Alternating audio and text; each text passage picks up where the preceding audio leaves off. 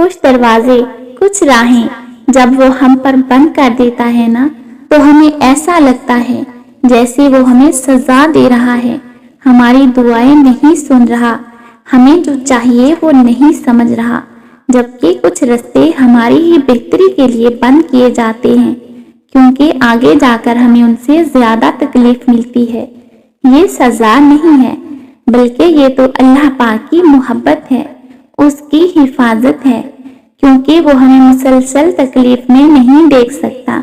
ہمارے فیصلے ہماری چاہت کے مطابق ہوتے ہیں، جبکہ اللہ پاک کے فیصلے ہماری بہتری اور ضرورت کے مطابق ہوتے ہیں۔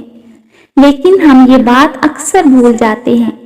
وہ سنتا بھی ہے، جانتا بھی ہے، دیتا بھی ہے، ہر بات کا علم ہے اللہ پاک کو۔ انسان تو بس ایک کچا منصوبہ ساز ہے۔ ہم اکیلے اور تنہا کبھی نہیں ہوتے، یہاں تک کہ جب ہم کسی بیاباں میں ہوں تب بھی یہ مخلوق موجود رہتی ہے۔ اس رب پاک کی سزا اور جزا کا اپنا نظام چلتا ہے۔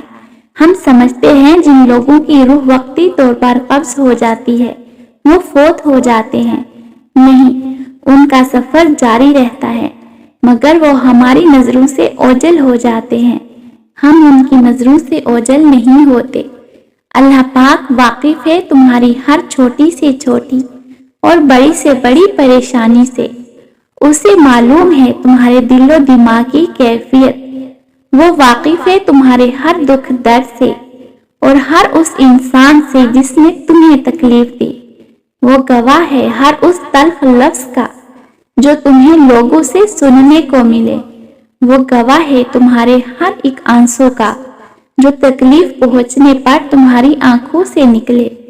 جن آنسو کو تم بیکار سمجھتے ہو نا، وہ اللہ پاک کے نزدیک بہت قیمتی ہیں، وہ گواہ ہے تم پر آنے والی ہر اس آزمائش کا جو تمہیں اس کے قریب لے آئی، ہر اس دکھ بھرے سجدے کا جو تم نے اس کے سامنے کیا۔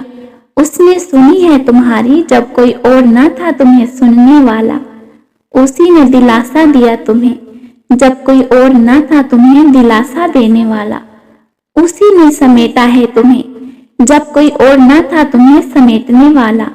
اپنے اوپر آنے والی تکلیفوں کو تم تو بھول جاتے ہو، لیکن وہ نہیں بھولتا۔ خود کے ساتھ ہوئی زیادتیاں تم بھول جاتے ہو، لیکن اسے سب یاد رہتا ہے۔ بے شک وہ ہر چیز سے واقف ہے اور وہی بہتر انصاف کرنے والا ہے، اور تمہارا رب بھولنے والا نہیں۔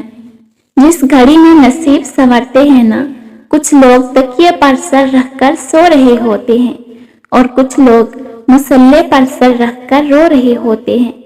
سونے والے خوبصورت خواب دیکھتے ہیں اور رونے والے خوبصورت تعبیر پاتے ہیں۔